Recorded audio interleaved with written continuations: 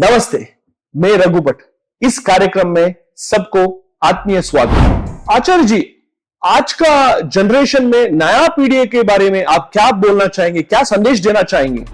देखिए, भारत एक युवा देश है। भारत की जो पॉपुलेशन है उसमें 65%, 65% युवा है और पूरे विश्व में इतने युवा कहीं नहीं। मगर उनका जो टैलेंट है ना, वो एकदम साइलेंट है। उसको अगर इसको अलग अलग क्षेत्र में, अभी प्रधानमंत्री जी जो स्किल डेवलपमेंट का काम कर रहे हैं, कुछ युवाओं को उसमें जोड़ा भी गया है, मगर बहुत कम है। अभी इसको बहुत बड़े स्तर पर अलग अलग, क्योंकि देखो भारत में प्रतिभा की कोई कमी नहीं। आज हम देखते हैं माइक्रोसॉफ्ट, आज हम देखते हैं गूगल, आज हम देखते हैं ये फेसबुक, आज हम देखते हैं बड़ी बड़ी जितनी भी दुनिया की नासा से लेके अलग अलग कंपनियों में सब जगह भारतीय है। भारत में प्रतिभा पलायन हो रहा है। तो मुझे लगता है हमारे प्रधानमंत्री जी को भी ऐसे जो देखो आज हम बात कर रहे हैं सोशल मीडिया में। अब हमारा अपना कोई ऐसा प्लेटफॉर्म है ही नहीं। हम गूगल पर निर्भर है, हाँ, हम फेसबुक पर निर्भर है, हम ट्विटर पर निर्भर है। तो मेरा प्रधानमंत्री जी से और इस पूरे डिपार्टमेंट से, इस मंत्रालय से भी निवेदन है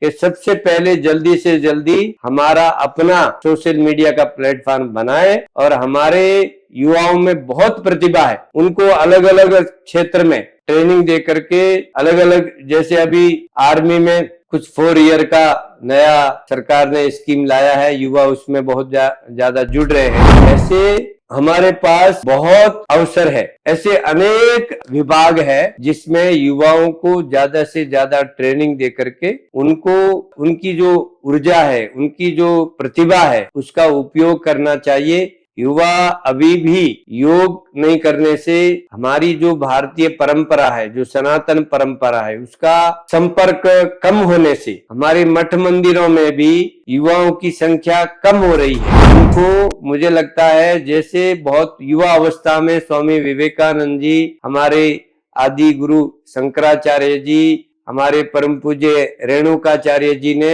जो एक परंपराएं स्थापित की है, युवाओं को उसके बारे में ज्यादा से ज्यादा विस्तार से उनको बताना चाहिए और अभी आधुनिक समय में वो उनके लिए कैसे उपयोगी है उस तरीके से उनको हम बताएंगे। क्योंकि देखो, आप पढ़ लिख करके डिग्री ले सकते हो, मगर डिग्री लेने से ही आप जीवन में कामयाब नहीं हो सकते। मैं बाबा रामदेव जी का उदाहरण दूंगा। उन्होंने गुरुकुल शिक्षा की है, उनके पास कोई हमारी सरकारी डिग्री नहीं है, मगर उनके सेवा को देख करके 8 यूनिवर्सिटी ने उनको गौरव डॉक्टरेट दिया। वो आज एक योगी है, वो उद्योगी है, वो मैनेजमेंट गुरु है, योग गुरु है, अध्यात्म गुरु है, वेद उपनिषद व्याकरण संस्कृत के बहुत बड़े पंडित है। तो उनके पास सारी चीजें हैं और वो आएगा गुरुकुल शिक्षा से। गुरुकुल शिक्षा अभी हमारे देश में बहुत आवश्यक है। बच्चे साइंस पढ़ें, मैथमेटिक्स पढ़ें, बायोलॉजी भी पढ़ें, भूगोल भी पढ़ें, मगर साथ में वेद भी पढ़ें, हमारे बसवेश्वर जी के वचन भी पढ़ें, अक्का महादेवी जी के वचन भी पढ़ें, व्याकरण भी पढ़ें, भगवत गीता भी पढ़ें, उपनिषद भी पढ़ें और आधुनिक शिक्षा भी पढ़ें। इससे हमारे बच्चों की जो मेधा है वो 10 गुना बढ़ेगी और वो अपने अपने फील्ड में बहुत यशस्वी व्यक्ति बनेंगे। इसलिए संस्कार के बिना संस्कार की शिक्षा जो है वो एक आदर्श और एक यशस्वी व्यक्ति निर्माण नहीं कर सकती। इसलिए हमें अभी भारत सरकार ने पतंजलि योगपीठ को भारतीय शिक्षा बोर्ड का अनुमति दे दिया है। बहुत जल्दी हम बचपन से लेके युवाओं तक ये संस्कार का कार्यक्रम चलाएंगे। मैं क्योंकि आज कर्नाटक में हूँ, तो मेरा निवेदन है, कर्नाटक में जितने भी हमारे वीर शैव लिंगायत समाज के मठ है, वहां पर संस्कार शिविर बहुत जल्दी आयोजित करने चाहिए। उसमें योग भी सिखाएं, धर्म की शिक्षा दें, कृषि की शिक्षा दें और अलग अलग स्किल डिपार्टमेंट जो है वो भी उसका प्रशिक्षण युवाओं को मिलना चाहिए। तो मूल में है संस्कार। संस्कार होंगे तो एक अपने अपने क्षेत्र का वो युवा आदर्श बनेगा तो भारत आध्यात्मिक विश्व गुरु और आर्थिक भी विश्व गुरु भारत बन सकता है। वो युवाओं के हाथ में है। युवा शक्ति का पूरा उपयोग होगा संस्कार शिविरों के माध्यम से। अभी हमारी जो पतंजलि योग पीठ है वो योग में काम कर रही है, आयुर्वेद में भी काम कर रही है। अभी हमारा अगला लक्ष्य है शिक्षा में महाक्रांति लाना। हम लोग भारतीय शिक्षा बोर्ड के माध्यम से जितने भी यहाँ पर शिक्षण संस्थान है उनकी हम मीटिंग करने वाले हैं। जितने भी कर्नाटक में हमारे मठ है उनकी भी बहुत ज्यादा शिक्षण संस्थाएं संचालित होती है। तो बाबा रामदेव जी स्वयं बहुत जल्दी कर्नाटक आने वाले हैं। सभी मठाधीश लोगों के साथ भी एक सम्मेलन करेंगे और सभी शिक्षाविदों के साथ भी एक सम्मेलन करके, जैसे योग में महाक्रांति हुआ, आयुर्वेद में भी महाक्रांति हुआ, अभी अगली शिक्षा क्रांति गुरुकुल शिक्षा का एक अभियान पूरे कर्नाटक में प्रारंभ करने वाले हैं। और मैं आपके चैनल के माध्यम से भी आमंत्रित कर रहा हूं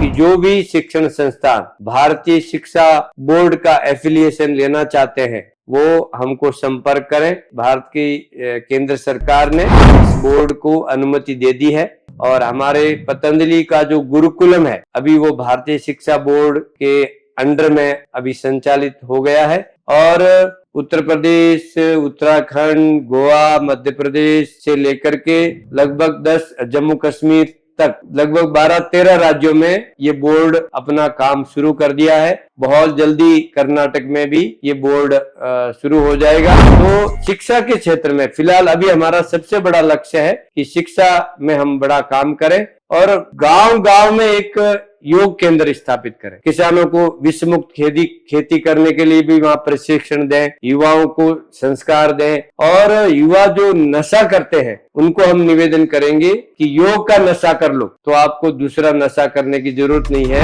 योग और रोग दोनों दुश्मन है। योग और रोग जो है ना दोनों आपस में बैरी है, दुश्मन है। तो जो योग करेगा, जहां योग रहेगा वहां न नशा भी आएगा और न कोई रोग आएगा। इसलिए इसको आप लोग अपनाएंगे तो हमारे युवाओं में भी जितनी प्रतिभा है उसका पूरा उपयोग होगा।